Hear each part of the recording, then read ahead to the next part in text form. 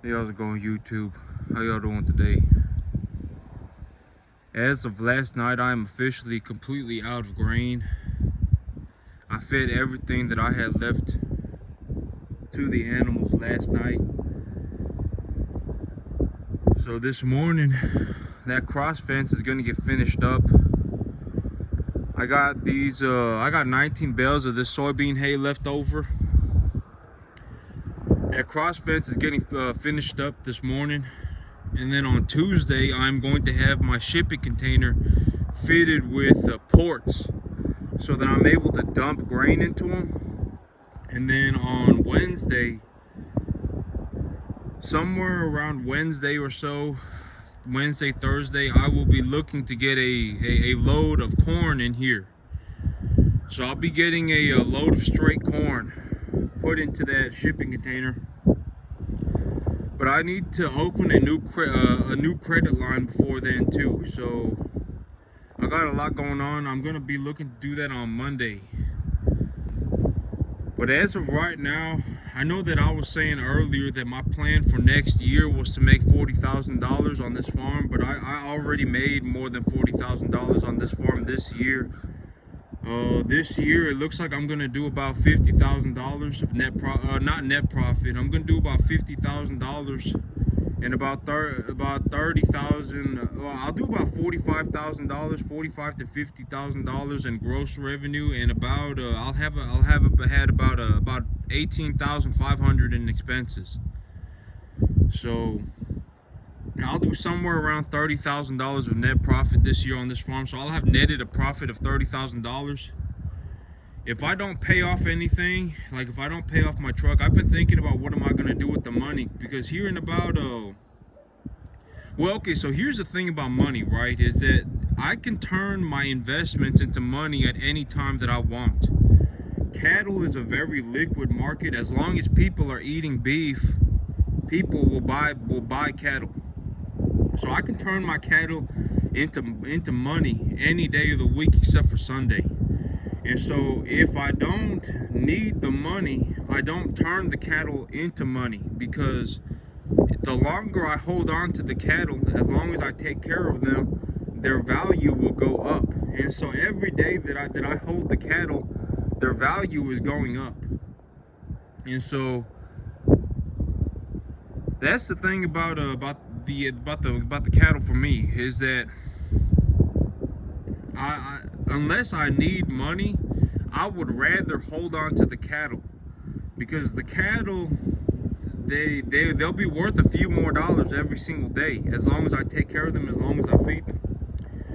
And so there really ain't any reason for me to just sit on a whole bunch of money unless I need the money.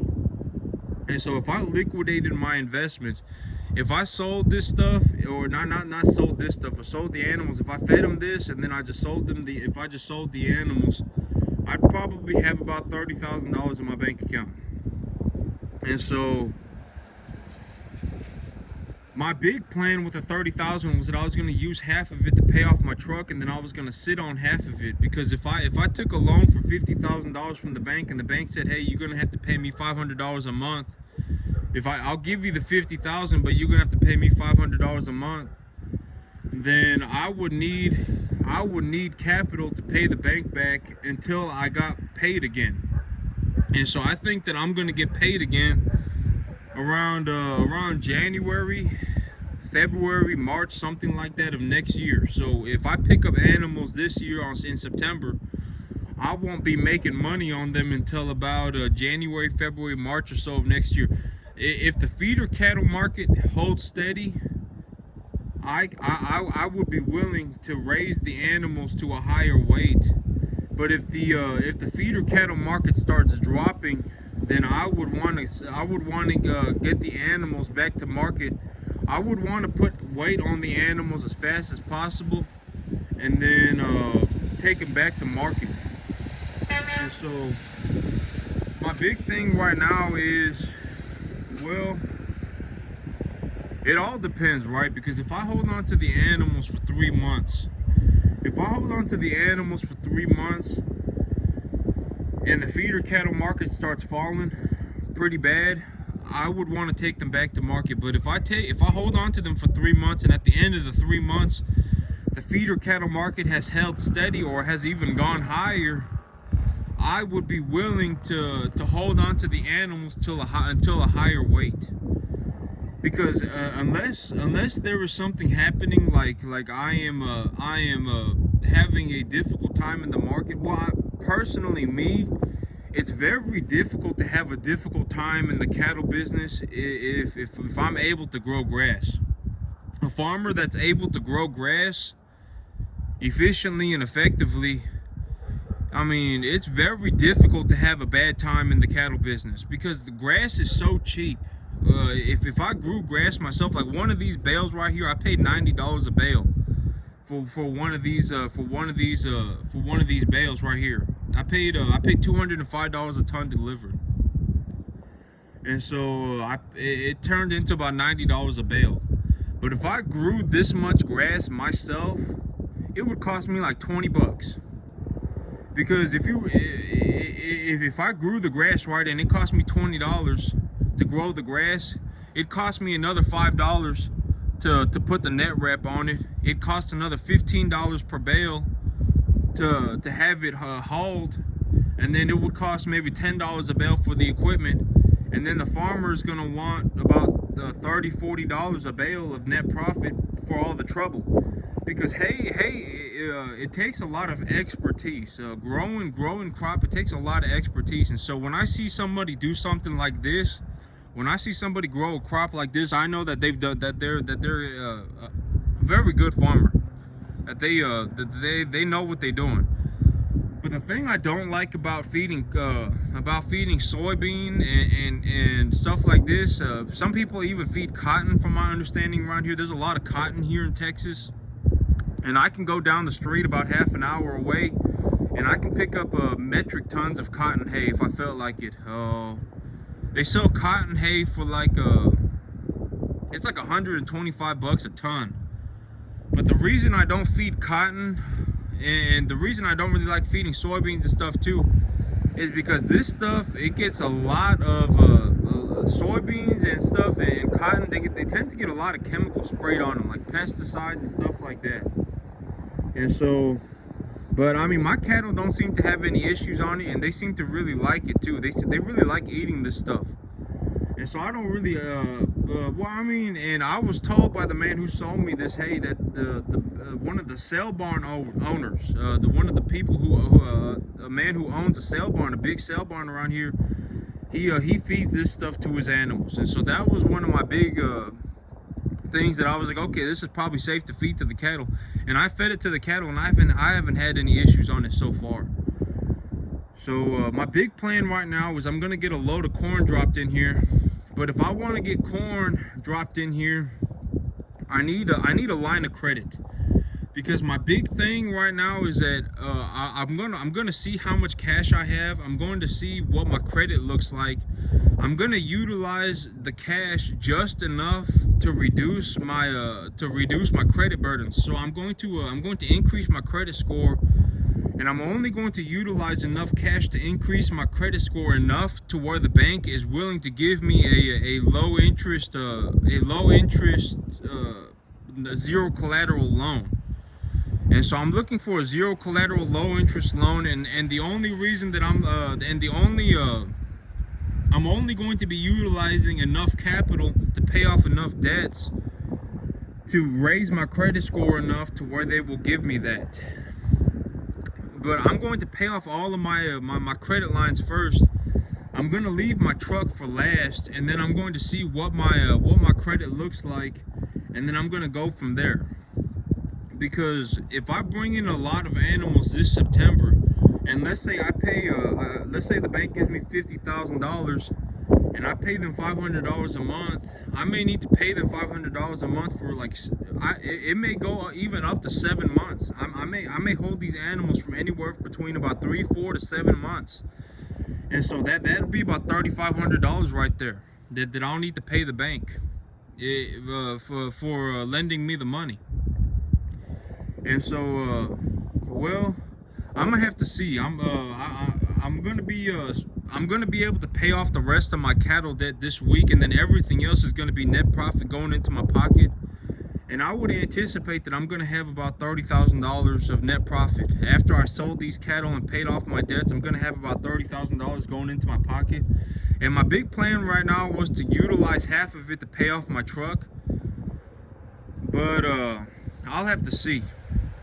I'm gonna have to make the best choices that I can, because I won't be getting another paycheck until about January, February, March of next year. And when I get that paycheck, when I get paid for the animals that I'm gonna start raising here in September, when I get paid for the animals that I'll be raising then, I can see what's going on with the financials, and I can adjust accordingly. That was also one of the big reasons why I decided to split my investments up into 4 major investments next year instead of doing one major investment, was because I could go a quarter way through. I could do 25%. I could sit and I could look at the numbers and see how much money did I make. And then I can and if I lost money, I can utilize the money, the $15,000 that I have saved up from this year to help recoup the losses. I can re-strategize, and then I can invest again. But the chances of me really losing money are very, very, very slim. I'm not going to say it's zero, but it's very, like, I would be foolish to think that I was going to lose money in the cattle business and just to worry about that all the time, because chances are there's more than a 95% probability that I will make money. And it's not that even I will make money, it's like that I will make a drastic amount of money in the cattle business. And so as long as I just keep growing the grass and stuff like that, as long as I keep growing the grass and I keep a good eye on the animals, chances are I'm going to make a lot of money. And so it would be foolish for me to think that I'm going to lose money in the cattle business. Even if the cattle market did not do very well, even if the cattle market started falling, I would still probably make money. I mean, that's just how it turns out. When it gets to a point where a man is real good at growing grass, I mean, it's almost impossible to lose money in the cattle business. I mean, if your animals get real sick for whatever reason, if there's some kind of I don't know, but even then, even the whole I've heard of something called what is it called? It's some kind of like this bacteria that gets in the but I forget what it's called, but it's like this bacteria, and the only known antibiotic to really even treat it is Draxxin. But there are some some things that could happen that could cause the cattle to get super sick. But a lot of that stuff can be tested for and all that. So, you know, yep. I mean, it just is what it is, right? Chances are, if I was worried that I was gonna lose money in the cattle business, I would be wasting my time, because there's over a 98% chance that I'm going to make money in the cattle business. Just if I just grow grass and I do what I do, I just keep a good eye on the animals and everything, chances are I'm gonna make money. All right, chances are I'm gonna make money, and I'm gonna make a lot of money. And let's say something does go wrong, right? Let's say something does go wrong, and something does go wrong, but I even at this point, you know, if I've made $15,000 of net profit, or if I decide to not pay off my truck and I sit on the 30 grand, then I have $30,000 of cash sitting in reserves, just in case something does go wrong with my business, that I can utilize that stockpile of money to pay for. And so, you know, it really depends. I mean, the chances of me losing money, me personally, probably, it's not worth investing my time into thinking that I'm going to lose money. Because when I look at what I can do and what I'm capable of, and everything that I do on a daily basis in terms of my work ethic and things like that, there is over a 98% chance that I'm going to make a drastic amount of net profit of money. And so it just is what it is, right? That's why I don't even waste my time thinking I'm gonna fail. Because you know, if I have $30,000 worth of cash in reserves, and I go to the bank and I get well, I mean, my big plan was to utilize half of it to pay off my truck, to utilize $15,000 of it to pay off my truck, And so I'd really only have about 15,000 left. But if I felt like it was necessary, I could just hold on to the money, not pay off my truck, and just pay the monthly expenses on my truck, and then just keep going at it that way until next year, early next year, January, February, March, when I get paid again. But then if I don't pay off my truck right now, I also that also comes with the caveat that I won't be able to buy the F-350. And so I have to pay off my truck to go and buy a new truck. And so that's also the thing. But that's it for me today, YouTube. Y'all have a good one.